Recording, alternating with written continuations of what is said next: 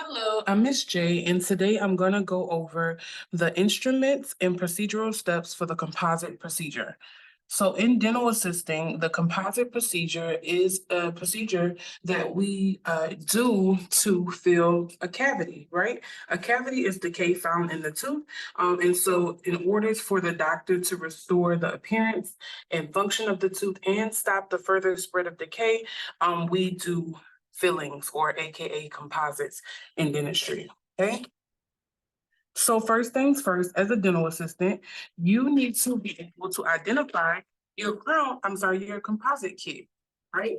So when you go into the office, there's going to be a bunch of different kits in the cabinets. They won't be labeled, and you will have to select the proper kit for the proper procedure. So since we're doing a composite procedure, there are some instruments that you want to look at or what you want to look for um in order to know that it is composite. Okay. So first let me just arrange this. This is it.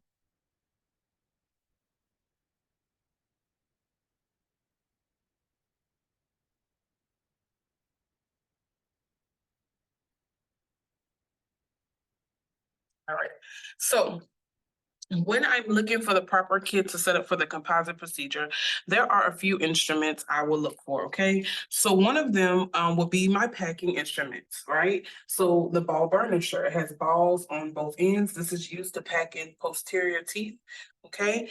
Or look for a composite instrument, right? It has a ball function on this side for posterior teeth and then a paddle on this side for anterior teeth. So they can do a filling on the anterior or posterior with this instrument. So I will be looking for this or a plastic instrument. It's the same as the composite instrument. Instead, it's just made of plastic. Okay. So those are the three instruments that I will look for. Not every office will have all three of those in one pack. They may have one of them or two of them, but when you see them, that is an indicator that we're going to be working on it's a composite kit basically. And so that's the kit you need to grab when you're setting up for a composite procedure. All right. So let's talk about the instruments really quick. And if you want to take a screenshot of your screen, this is all the stuff you need to set up for all the things you need to grab when you are setting up for a filling.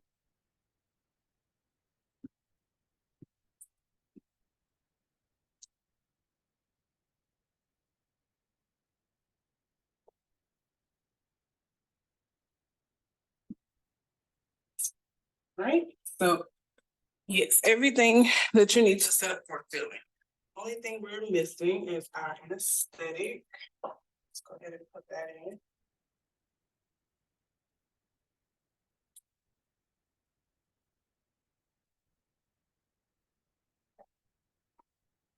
So notice I have the doctor side label and the assistant side. So this is going to really help you when you go to set up your room to know what you should have on your side and what you should have on your doctor side.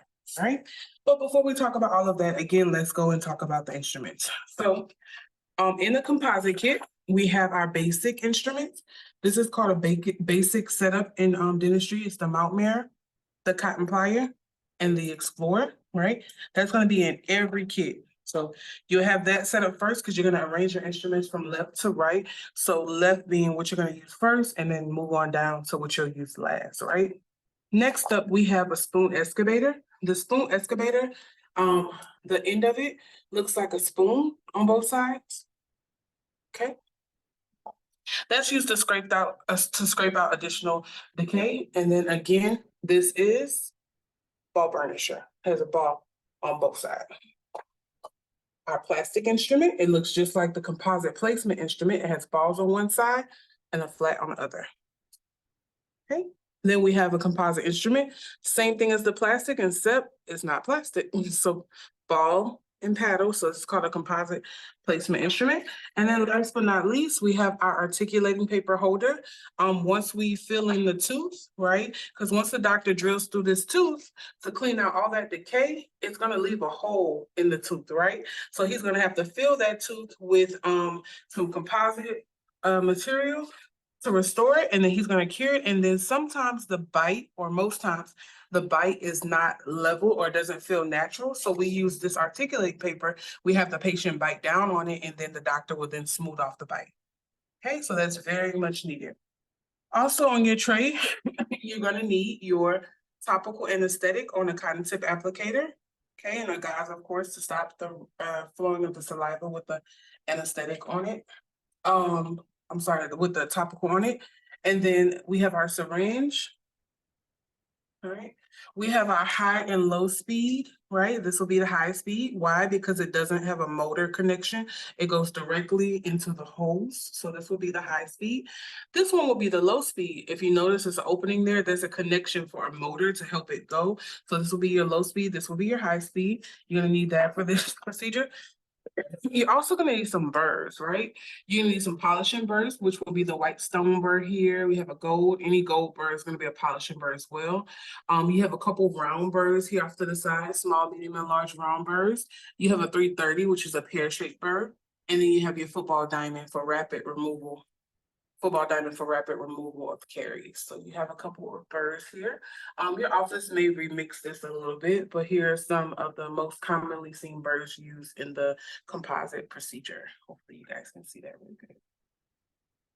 Okay.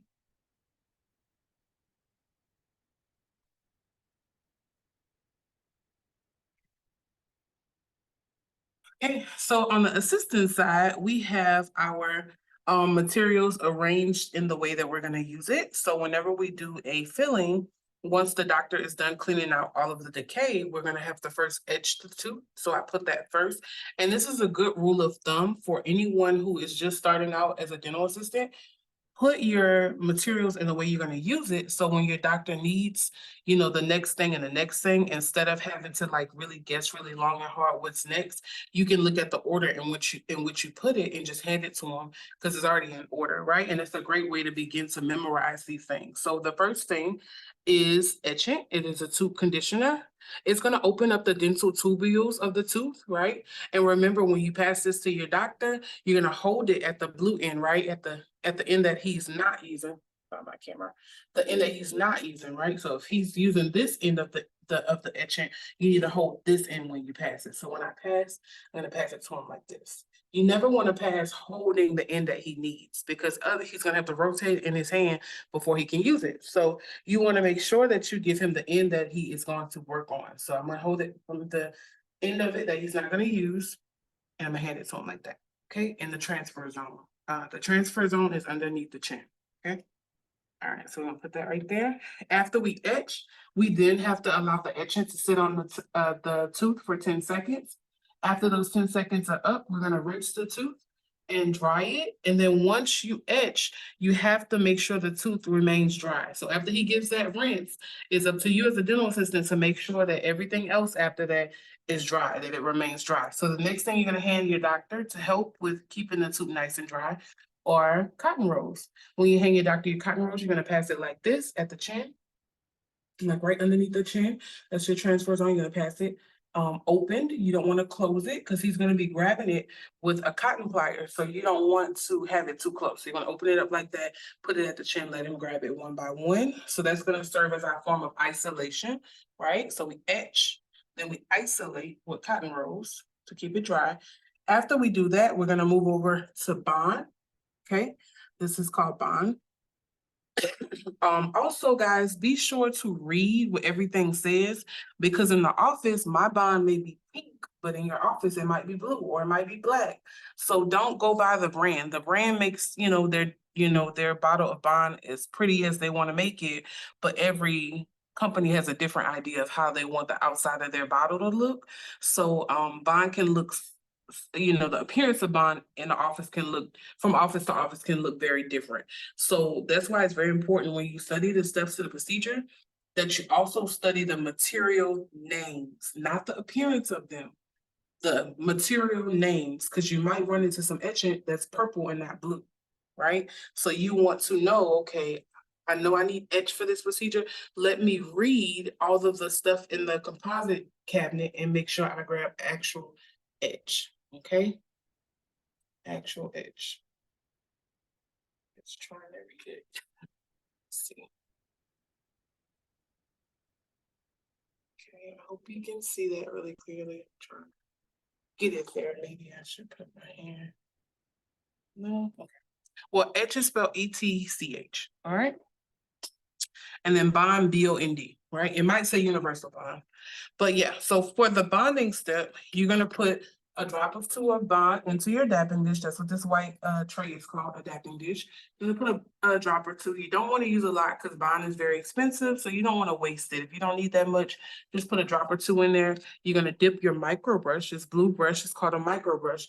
You're gonna dip the micro brush inside of the dapping dish, and you're gonna hand it to your doctor. When you hand it to your doctor, you're gonna hold it on the end that he's gonna need to use to get started immediately. So I'm gonna hold the brush in, and I'm gonna hand him the handle so that he can now take the handle out of my hand and go right into the tooth and start to apply it, right? We don't want to hold the handle and give him the brush because then he has to flip it over in his hand before he can use it. So you want to always hand it to him in the way he'll use it. So when you pass bond, you should be holding the brush and you should only give him the handle. And make sure your hand is all the way on the end so that you're nowhere near the area that he needs to grab, okay? And before you hand it to him, please make sure that you dip it, okay? All right, so that's bond. After you give your doctor your micro brush, you then want to pick up the dapping dish and bring it to the chin, just in case he wants to dip it a little bit more, okay? Once he's done applying bond, he's gonna ask you to cure it, right? You're gonna take your curing light, you're gonna cure it for 10 seconds. So whenever you're curing bond, the cure time is gonna be 10 seconds, okay? Once you get your curing light on 10, you're gonna cut it on. And it's going to harden the it's gonna set the bond on the tooth, okay?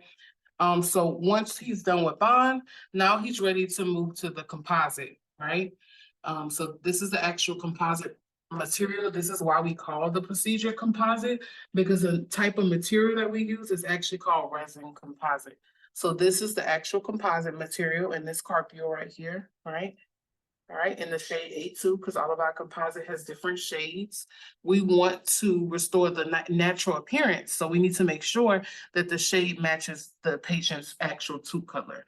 So there's a bunch of shades, but A2 is going to be the most natural shade. Okay, so you're going to put your composite carpio into your composite gun. This is called the composite gun. You're going to put it in there. You're going to take off the tip, and then you're going to hand it to your doctor. Again, I'm handing him the area that he's going to use. So he's going to grab it out of my hand and he can go straight into the tooth to fill the tooth. I'm not going to hand it to him like this because then when he grabs it, he has to turn it over to get to the handles, right? So you're going to pass your composite like this to your doctor, okay? All right, and then also you want to make sure that your composite carpio is full. You see how it's kind of, it's not, it'll be pushed in when there's nothing there. This is absolutely full because it's not a hole. It'll be like a hole. It'll be a pushed in hole. So when it's pushed in, it's nothing in there. When it's like this, it's full. So you want to make sure it's nice and full when you give it to him. Once you're done passing composite, you're then going to cure, right? You're going to pass your doctor again, or you'll cure it however you guys want to do it, but either you'll cure it or sometimes they'll take it and go ahead and cure it for you if the tooth is closer to their side. But you're going to cure composite for 20 seconds. Gonna press the button to change the stop button right here, changes the number of seconds, right? The bottom button puts it on. Also, when you cure for 20 seconds, the composite material, you want to make sure that you put this on the tooth that you're trying to cure before you press power. Okay, this light is not good for anyone's eyes, okay? So you want to make sure that you don't just press it outside the mouth. You want to make sure you put it on the tooth and then cover your hand over the patient's mouth, press the button to shield everyone else from the light, okay?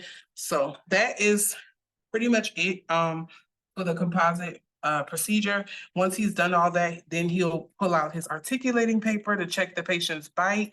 And then he's gonna smooth off the excess with one of his polishing burrs, okay?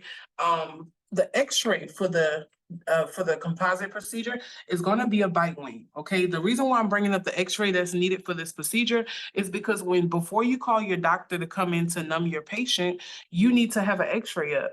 By law, he has to have an x-ray of whatever he's working on taken. So when he comes into the room, it is best practice for us dental assistants to have his x-ray up and ready to go. So when he's doing work, he can look up at the tooth and see where all the decay was on the image and do what he needs to do. So always make sure that you have your x-ray up before you get your doctor, as well as the chart. If the x-ray and the chart is in two different softwares, you could just have both of them up and click between the two. But when he comes into the room, you want to have the x-ray up, okay, and not the chart. It'll be up behind the x-rays, okay? What else? Okay, so let me back up a little bit. So I went over all the materials used for this procedure. I do have something to add to this. So sometimes, depending on the tooth that you're working on, you will need a matrix, some type of matrix, okay? So basically, matrices are used when an imaginary wall is needed, okay? So anytime the doctor is drilling on the surfaces of teeth that are in between your teeth or interproximal surfaces, right? So if you look on this image, there's decay in between the teeth. That will be an interproximal surface, right? Because it's be mesial or distal surfaces. So when that happens, when he goes to fill this up, he can't just fill it up without having something like this to encircle the tooth or rest on the tooth so he can create an imaginary wall.